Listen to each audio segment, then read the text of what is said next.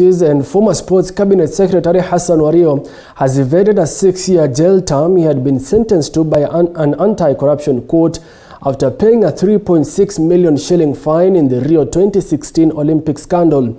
Team Kenya leader during the Rio Games, Stephen Tsoi, was however sentenced to 12 years in jail with an option of paying a 105 million shilling fine. Dennis Otieno with the details. 3 years after he was charged for graft in the Rio 2016 Olympic Games, former Sports Cabinet Secretary Hassan Wario Thursday afternoon breathed a sigh of relief after paying a fine of 3.6 million shillings to avoid a 6-year jail term he had been sentenced to by an anti-corruption court.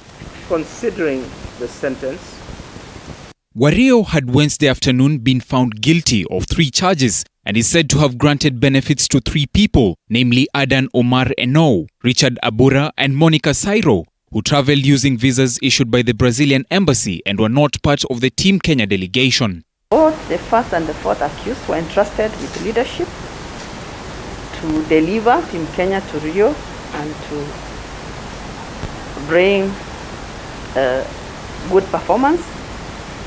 They managed to bring good performance, but in the process, the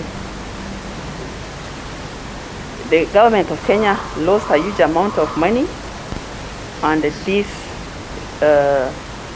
brought bad image, especially when the story was aired.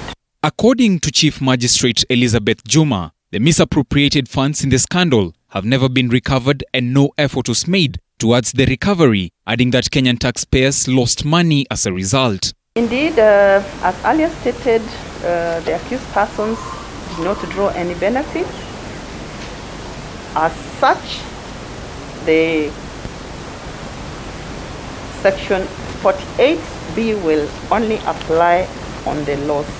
Former National Olympic Committee (NOC) official and Team Kenya leader during the Rio Games, Stephen Tsoi, was however sentenced to 12 years in jail with the option of paying a 105 million shillings fine after being found guilty of 6 charges.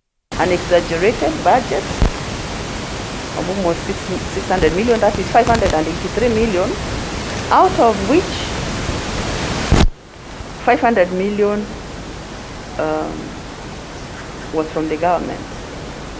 Tsoi is said to have given accreditation to a huge group of Kenyans that the office could not manage. According to the court, some of the people in the list of travelers were not even aware they were supposed to fly to Rio to cheer Team Kenya.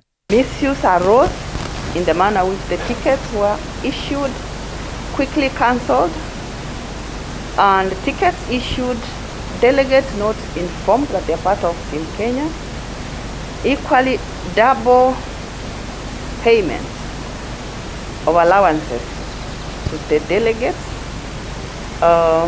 and as raised by both the prosecution and the defense, overpayment.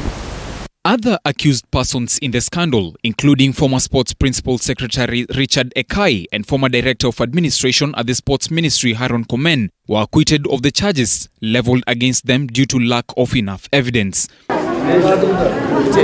Dennis Otieno, TV47 Sports.